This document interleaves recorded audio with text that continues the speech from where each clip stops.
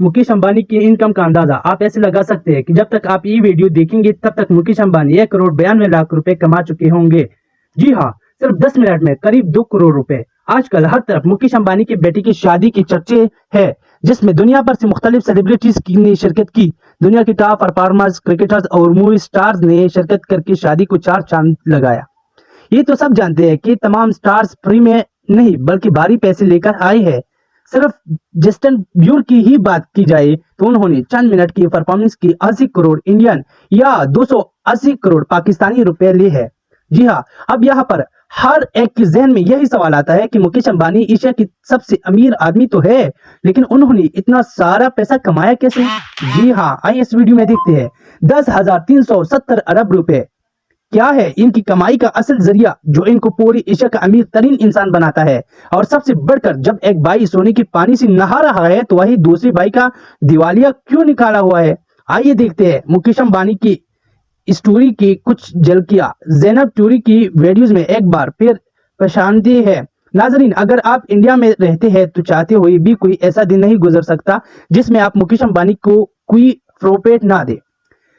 Telecom sector हो, petroleum, cricket या retail sector, Mukesh Ambani के रिलायंस इंडस्ट्रीज हर जगह फैली हुई है।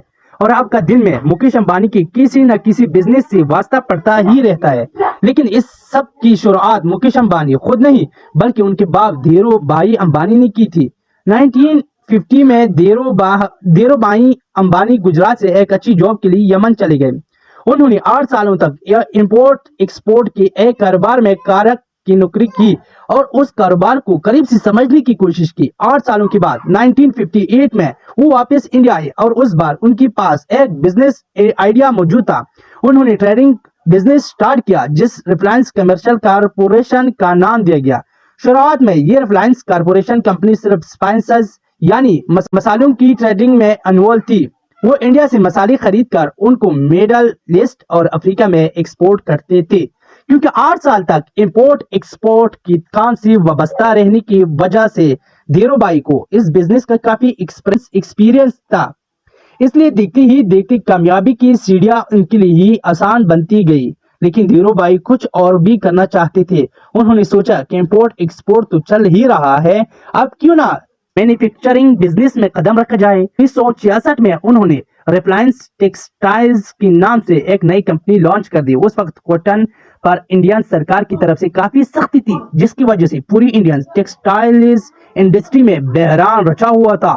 उसी दौरान धीरू भाई अंबानी ने कॉटन की बजाय सिंथेटिक टेक्सटाइल्स का इस्तेमाल शुरू कर दिया, यानी केमिकल प्रोसेस के जरिए पेड़े बनाए जाने लगे, जिससे न सिर्फ वो सरकार की पॉलिसी से बच गए बल्कि पिपड़े सस्ते होने की वजह से मार्केट में ज्यादा फेमस भी हो रहे थे। धीरे धीरे रिलायंस इंडस्ट्रीज बढ़ती गई, बड़े बड़े इन्वेस्टर्स और आम पब्लिक भी उसमें इन्वेस्ट करने लगे।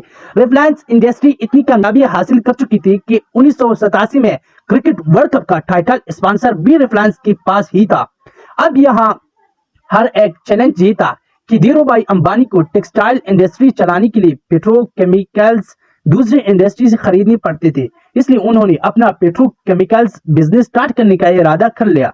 इस तरह रिलायंस पेट्रोलियम इंडस्ट्रीज में भी उन्होंने कदम जमा लिया।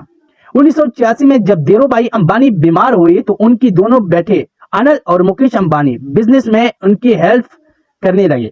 और जब तक धीरू भाई अंबानी जिंदा रहे दोनों बेटे उनके नीचे मिलकर काम करते थे। मगर 2002 में जब धीरू भाई की मौत हुई तो एक नया डिस्प्यूट सामने आ गया। अपनी मौत से पहले धीरू भाई अंबानी ने अपनी जायदाद की तकसीम यानी उसकी डिवीजन के बारे में कुछ नहीं बताया था। अब इनकी जाने के बाद रिलायंस इंडस्ट्रीज का कंट्रोल कौन संभालेगा? इसी सिलसिले में रिलायंस के बोर्ड ऑफ गवर्नर्स की मीटिंग कॉल की गई और उसमें फैसला हुआ कि ज्यादा कंट्रोल मुकेश अंबानी को दिया जाएगा। और यही से दोनों भाइयों के दरमियान दरार पड़ गई। भाई ऐसे में लड़ने लगे और एक दूसरे से बातचीत खत्म कर दी। लेकिन उनकी माँ से ये सब ना देखा गया और उन्होंने फैसला किया कि दोनों भाई बिजनेस को आधा आधा डिवाइड करने और अपना अपना काम करें।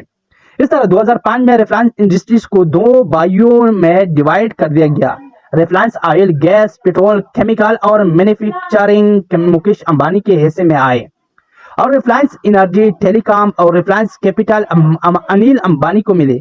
इस तरह ये प्रॉब्लम तो सॉल्व हो गया, लेकिन दोनों भाइयों के दरमियान इख्तिलाफात फिर भी चलते रहे और कई बार ये मामलात कोर्ट तक भी जा पहुंचे।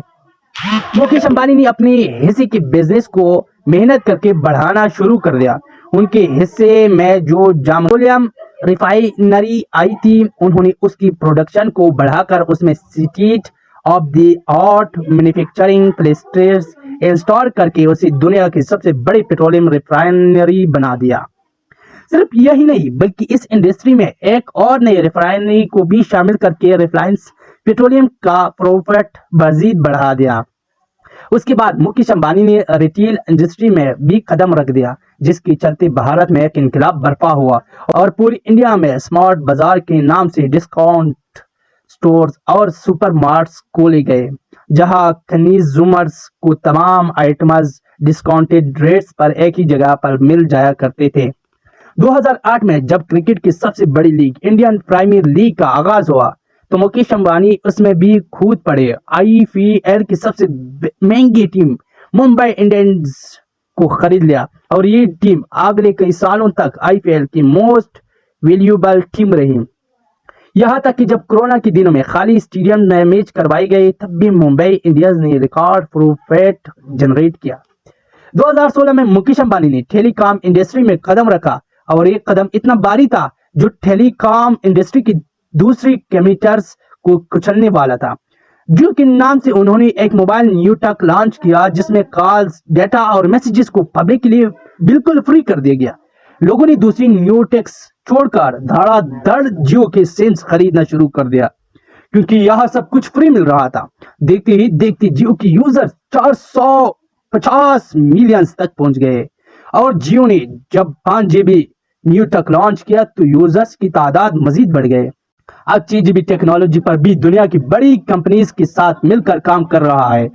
जियो की सक्सेस इतनी ज्यादा थी कि दूसरी टेलीकॉम कंपनीज ने जियो पर केस कर दिया। उनका कहना था कि जियो अपनी कंज्यूमर्स को सब कुछ फ्री दे रहा है, जिससे मार्केट में कंपटीशन खत्म हो रहा है। इससे आप अंदाजा लगा सकते हैं कि जियो ने बाकी टेलीकॉम कंपनीज को किस हद तक हर्ट किया था। जियो ने बाद में फ्री सर्विस खत्म करके बहुत ही कम चार्जेस पर कॉल्स और डेटा प्रोवाइड करना शुरू कर दिया, जिससे दूसरी कंपनीज को भी अपनी रेट्स कम करने पड़े और आज उसी वजह से इंडिया में इंटरनेट बंडल्स दुनिया की सस्ते तरीन रेट्स पर मिलते हैं। 2024 में मुकेश अंबानी ने इंडिया की सबसे बड़ी मीडिया कंपनी बनाने का भी ऐलान कर दिया, जिसके लिए उन्होंने अमेरिकन एंटरटेनमेंट जायंट डिजाइन के साथ $8 बिलियन का कॉन्ट्रैक्ट भी साइन कर लिया। और उसी तरह पूरी भारत में हर सेक्टर पर किसी न किसी तरह मुकेश अंबानी जरूर असरअंदाज होते हैं। आज मुकेश अंबानी की नेटवर्थ $122 बिलियन से भी ज्यादा है, जो 34,160 अरब पाकिस्तानी, जबकि 10,370 अरब इंडियन रुपीस के बराबर है। इस हिसाब से ये दुनिया की 11वीं अमीर तरीन शख्स है। अगर इस लिस्ट में इसे अमेरिकन बेंडलर्स का नाम हटा दिया जाए तो मुकेश अंबानी पूरी दुनिया की दूसरे अमीर तरीन शख्स कहलाई जाएगी। अब जाहिर है, जब पैसे का रेल पेल इतनी ज्यादा हो तो खर्चे भी पेल से हिसाब से होते हैं। मुंबई में मौजूद मुकेश अंबानी के घर, जिसे इंटेलिया कहा जाता है, बहुत ही फेमस है। 27 फ्लोर की बिल्डिंग है जो 37,000 स्क्वायर मीटर्स पर मुश्तमा है। इसके अंदर मंदिर, सैलून्स, स्पा, थिएटर, जिम्स और हेलीपैड वगैरह सब कुछ मौजूद है। इनके सब साथ साथ ये दुनिया की लग्जरी तरीन गाड़ियों का एक शोरूम भी है। हाल ही में अनाथ अंबानी की होने वाली शादी तो आपको याद ही है। एक अंदाजे के मुताबिक मुकेश अंबानी ने अपनी बेटी अनाथ अंबानी की शादी पर 5,000 करोड़ रुपए खर्च किए हैं। और ये सिर्फ एक अंदाजा है, 5,000 करोड़ हो या 10,000 करोड़, हकीकत यह है कि जिसके पास 10,370 अरब रुपए की वर्थ हो, उसमें से 50 या 100 अरब निकालना ऐसी ही है जैसे जंगल में से 2-4 दरख्त काट देना। असल फिगर शायद कभी किसी को मालूम ही नहीं पड़ेगी। एक तरफ मुकेश अंबानी के पास तो पैसे की कोई कमी नहीं, लेकिन दूसरी तरफ उनके छोटे भाई अनिल अंबानी है, जिनको वालिद की जायदाद का आधा हिस्सा ही मिला, लेकिन आज उनका दिवालिया निकला हुआ है। एक्सपोर्ट्स का माना है कि अनिल अंबानी ने तेजी से तरक्की पाने वाली स्ट्रेटजी अपनाई, जिसमें मुख्तलिफ सेक्टर्स में वो एक साथ तेजी से आगे बढ़ना चाहते थे। उस स्ट्रेटजी की वजह से उनकी खर्चे बढ़ गए, लेकिन जितना खर्चा हुआ उतना प्रॉफिट नहीं आ पाया। दूसरा रीजन ये था कि अनिल अंबानी का ग्रुप इंडस्ट्री की मंजे हुए खिलाड़ियों से टकरा ले रहा था। मिसाल के तौर पर रिलायंस कम्युनिकेशन मार्केट में मौजूद एयरटेल, वोडाफोन और जियो से मुकाबला नहीं कर पाई और फाइनली बैंकरप्ट हो गई। तीसरा ये कि अनिल अंबानी के इन्वेस्टमेंट करने की पसंद और उनकी टाइमिंग हमेशा गलत साबित हुई। और सबसे बढ़कर अनिल अंबानी के ग्रुप ने खुद को डिवोर्स नहीं किया, यानी उस ग्रुप की ज्यादा आमदनी हाई रिस्क वाले सेक्टर से जुड़ी थी, जैसा कि इंफ्रास्ट्रक्चर और टेलीकम्युनिकेशन। जब बिजनेस मुख्तलिफ सेक्टर्स में फैला होता है तो बुराई आने के वक्त उनके पास किसी न किसी सेक्टर का सहारा मौजूद होता है। इन सब मामलात के साथ अनिल अंबानी मुख्तलिफ लीगल मसलों में भी फंसे रहे। रिलायंस कम्युनिकेशन ने एयरटेल कंपनी के कुछ पैसे वापस करने थे और ये मामला मुंबई कोर्ट तक आ पहुंचा। कोर्ट ने अनिल अंबानी को 1 महीने के अंदर एयरटेल के सारे डिवोर्स क्लियर करने का ऑर्डर किया और अगर ऐसा ना किया गया तो 1 महीने के बाद अनिल अंबानी को अरेस्ट किया जाता था। लेकिन एन मौका पर बड़े भाई मुकेश अंबानी ने एंट्री की और पैसे अदा करके अनिल अंबानी के बिल अदा करा दी। ऐसे करते करते आज अनिल अंबानी की टोटल नेटवर्क 0 है और ये स्टेटमेंट उन्होंने खुद यूके कोर्ट में जमा करवाई। जब एक केस के दौरान कोर्ट ने उनको चाइना की 3 बैंक्स को $790 मिलियन वापस करने का ऑर्डर किया। उम्मीद है ये वीडियो आपको पसंद आई होगी। आप लोग इस वीडियो को भरपूर लाइक और शेयर करेंगे। आप लोगों के प्यार भरे कमेंट्स का बेहद शुक्रिया मिलता है। मिलते हैं अगले शानदार वीडियो में। वस्सलाम।